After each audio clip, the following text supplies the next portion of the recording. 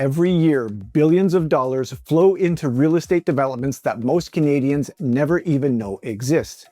And while many people think that real estate investing begins and ends with buying a rental property, well, there's an entirely different world where investors pool their capital to help build apartment buildings, industrial parks, mixed-use communities, hotels, and large residential developments.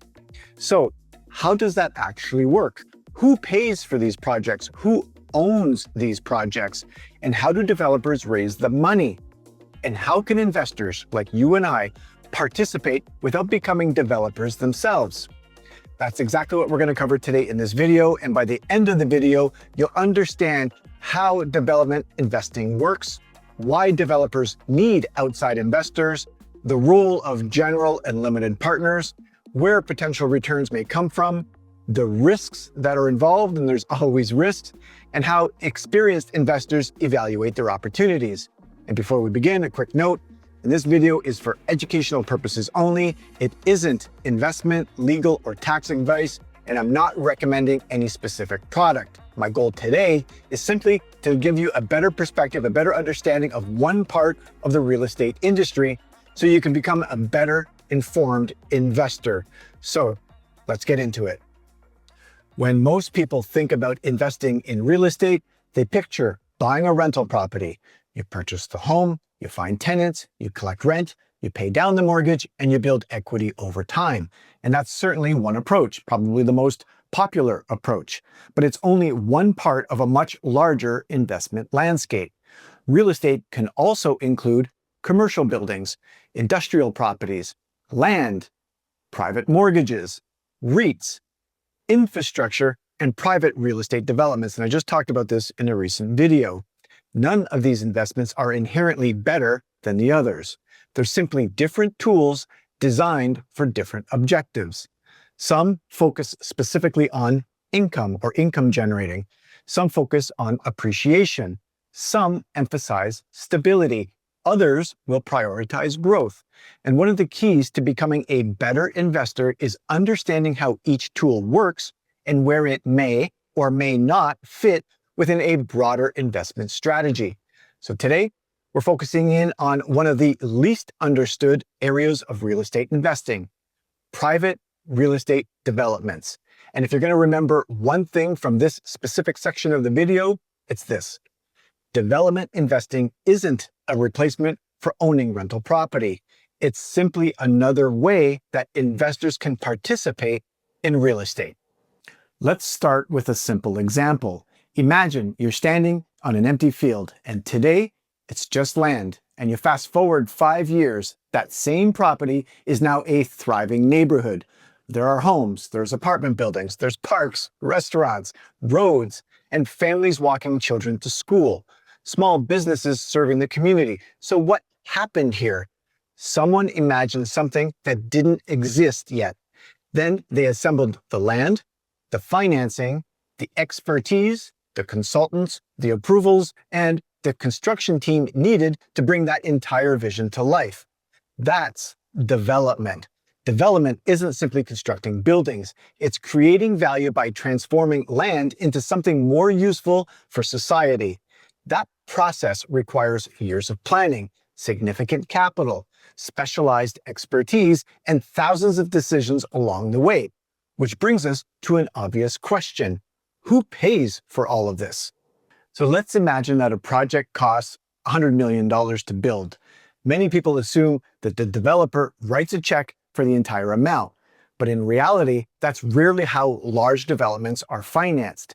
Banks often provide a significant portion of the financing, but they also expect that the developer to contribute equity to the project. Think of it as buying your own home. The bank usually doesn't finance 100% of the purchase price. You typically contribute a down payment, obviously.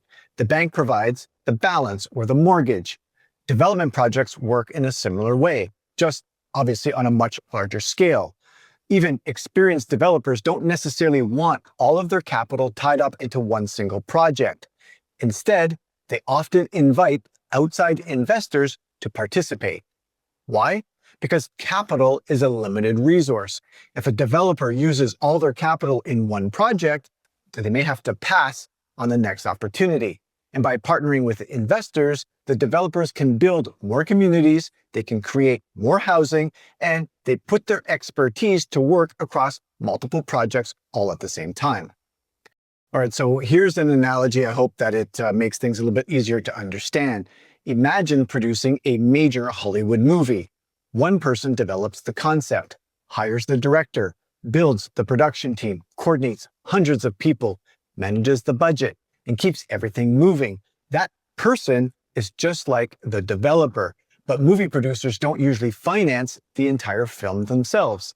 They bring on investors. If the movie succeeds, everyone shares in the outcome according to the agreements established at the beginning. And real estate development works much the same way. The developer manages the project. The investors provide a portion of the capital, and together they make something possible that neither could accomplish alone. At this point, you're probably wondering, okay, who actually runs the entire project? And this is where you'll often hear the terms general partner and limited partner, and don't let the terminology intimidate you. The general partner is responsible for basically leading the entire project. They're the main person. They identify the opportunities, they acquire the land, they arrange financing, they work with the municipalities, they hire the consultants, they manage the construction, they communicate with the investors, and they oversee the execution of the entire business plan. So you got to think of them as, like I said, the operating partner. The limited partner, on the other hand, has a different role. They contribute investment capital. They're not selecting contractors. They're not managing construction. They're not negotiating with the city. Instead, they're investing alongside an experienced team that's responsible for executing the project. One contributes expertise, and the other contributes the capital, and they both play important roles. And if there's one takeaway out of all of this is that the limited partner, when you're a limited partner, you're not becoming a developer. You're simply investing alongside a developer. And it should be noted at this point, from a risk perspective, it's the developer that carries the bulk of the risks. One of the first questions people ask is, obviously, if I invest in a development, how do investors like you and I actually make money? And the short answer is by participating in the value that's created throughout the development process. And remember that example at the beginning of the video that we talked about, the one with the empty field. So on day one, it's empty land, but fast forward, let's say several years, and it may become an apartment building, a mixed-use community, an industrial facility, or a completed neighborhood. And over that time, value can be created through planning, approvals, construction, leasing, and the successful execution of that said business plan. So exactly how investors participate depend on the specific investment. Some projects are built and sold. Others are built, refinanced, and held for long-term income. Some include preferred returns, while others use different profit-sharing structures. There isn't one standard model, and that's why it's so important to understand the specific investment, not just the asset class. You're not investing in real estate necessarily. You're investing in a particular business plan managed by a particular team under a specific legal structure. And again, the key takeaway in this section is you don't ask, what does development investing pay? You should be asking, how does this particular project create value? That's a much better question. One concept you'll often hear in private real estate is the capital stack. It sounds pretty technical, but the idea is actually pretty straightforward. Imagine a wedding cake with several layers. Each layer represents a different source of funding. At the base is typically the equity, the capital invested by the developer and the investment partners. And above that is the debt, often provided by banks or other lenders. And each layer has a different role, different rights, and different risks. The exact structure varies from one project to another, but understanding where capital comes from helps explain how developments are actually financed. You don't need to become an expert in capital structures overnight. Just remember this: Large developments are rarely funded by a single source of money. They're usually financed through a combination of equity and debt, carefully structured to support the project. And if you're a regular viewer of the channel, you'll know that I obviously have a real estate license, but I also have a private market real estate license as well. And if there's one lesson I've learned over the years, it's this: great projects don't create great investments. Great teams do. Two developers can purchase nearly identical pieces of land, and one project succeeds while the other struggles. Why? Execution, leadership, experience, relationships, decision-making, risk management. And that's why experienced investors spend so much time evaluating the people behind the opportunity. What's their track record? Have they completed similar projects? How have they handled difficult markets? Do they communicate openly with investors? And how do they approach challenges? Because challenges will happen. Every development encounters unexpected obstacles. The question isn't whether problems will arise. The question is whether the team has the experience to solve them. And that's why many experienced investors say that they're investing in the sponsor first, the developer first, and the project second. Here's something many people don't realize. Some of the world's largest investors have been allocating capital to private real estate for decades. Pension funds, insurance companies, university endowments, large family offices. They don't invest because something is exciting. They invest because they believe carefully selected real assets can play an important role within a diversified long-term portfolio. Now, individual investors have different objectives, different liquidity needs, and different risk tolerances. And I'm not suggesting they're the same, but I do think there's value in studying how institutional investors think. They focus on discipline, research, risk management, diversification, long-term planning. They're less concerned about chasing the next hot opportunity and more concerned about consistently making thoughtful decisions over many years. That's a mindset I think all investors can benefit from. All right, so let's zoom out for a second. Every development follows a journey. Much like your investment journey, you have a journey to follow, and it begins with an idea. A developer identifies an opportunity. Then comes the planning, the design, the engineering, the approvals, the financing, the construction, the marketing, leasing versus sales, and finally, completion. And depending on the project, that entire process can take several years. We already talked about that. It's important because development investing is generally a long-term investment. It's not designed for someone who expects quick access to their capital. Patience is often part of the investment, and understanding that timeline helps investors set realistic expectations from the get-go. And again, if there's one particular thought that I want to convey in this section of the video, it's this: development investing isn't about what happens next month. It's about what can be created over several years through careful planning and successful execution. Yes, absolutely. Let's talk about risks. This is probably the most important part of today's conversation. Every investment involves risks. Development investing is no exception. Construction costs can rise. Interest rates can change. Approvals can take longer than expected. Labor shortages can occur. Material prices can fluctuate. Market conditions can and probably will shift. Unexpected challenges will obviously happen over time, and experienced investors don't ignore these possibilities. They plan for them. So instead of asking, how much money can I make? Experienced investors ask, what assumptions is this project making? What could go wrong? How prepared is the team if something changes?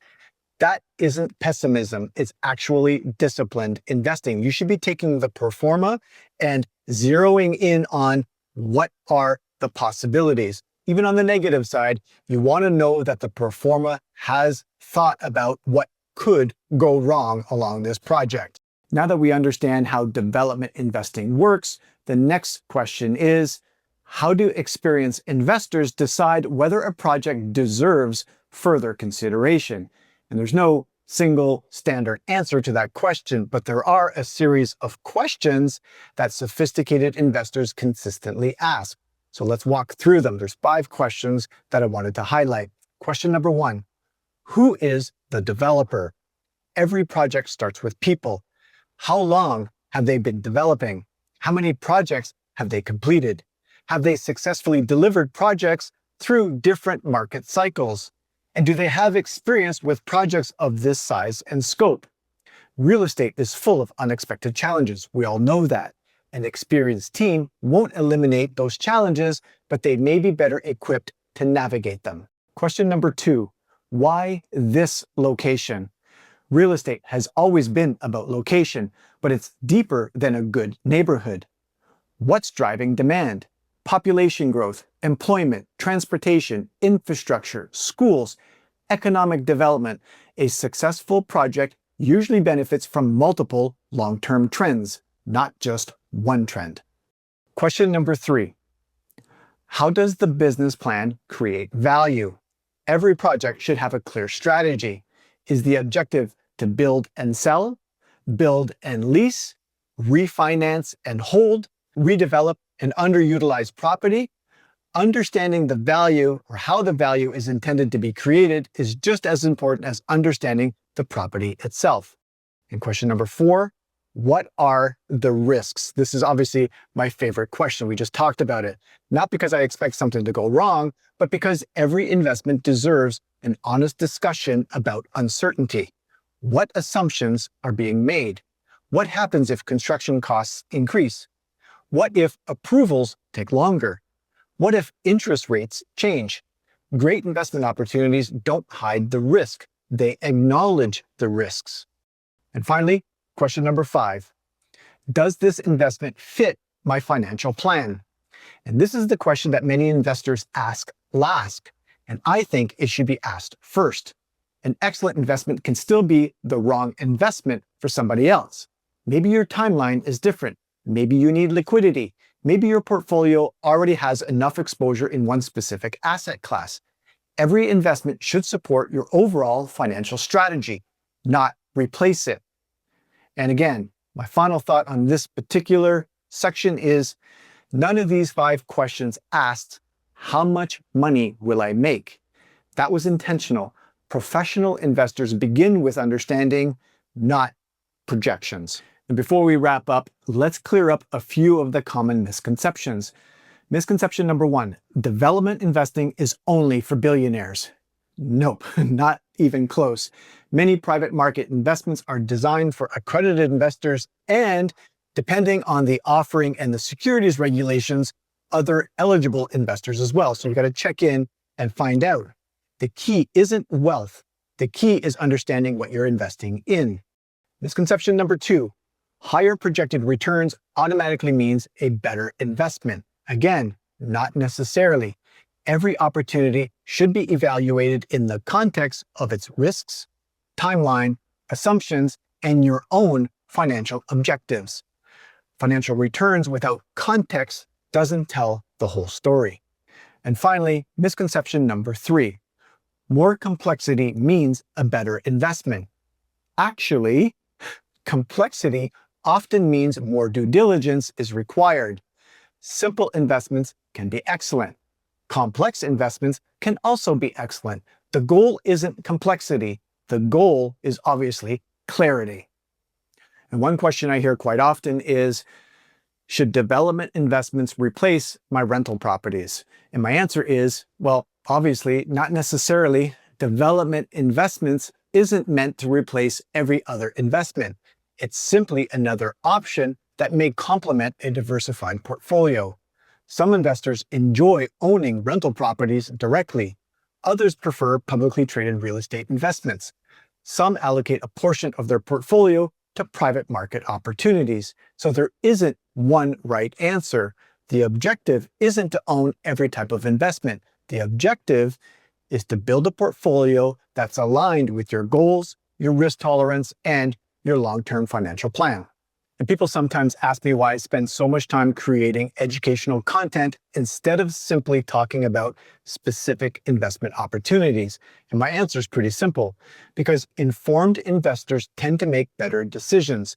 Whether someone ultimately invests in a rental property, a REIT, a commercial building, a private development, and so on, or whether they decide not to invest at all, I want that decision to be informed. Education creates confidence. Confidence leads to better decision-making. It's a pretty simple loop. And better decisions compound over time. And that's the philosophy behind everything we do through our wealth journey. And if there's one lesson that I can leave with you today, it's this. Sophisticated investors don't spend their lives chasing investments. They spend their lives building better decision-making systems. They ask thoughtful questions. They study risk before they study return. They remain patient. They continue learning, and they understand that wealth is rarely created by one great investment. It's created through hundreds of good decisions made consistently over many years. And that's why our philosophy is so simple. Better thinking leads to better decisions, and better decisions lead to better actions, and better actions are what create extraordinary results. And that's our wealth journey. That's it, ladies and gentlemen. If you found this video valuable, I hope you'll subscribe to the channel, because every week I share educational content about real estate, investing, business, and long-term wealth building with one goal in mind. It's to help you become a more informed decision maker. And if you'd like to learn more about private real estate investments or better understand how they compare with other real estate strategies, well, I'd be happy to have a conversation. Both as a realtor and as an exempt market dealing representative, I work with clients to help them understand a range of real estate opportunities and determine which approach may be appropriate for your individual circumstances. And there's never any obligation. Sometimes the most valuable outcome of a conversation isn't making an investment. It's simply gaining a better understanding. If that sounds helpful, you'll find my contact details below. And again, my name is Mark Belanger. I'll see you in the next video, and until then, keep building your wealth journey.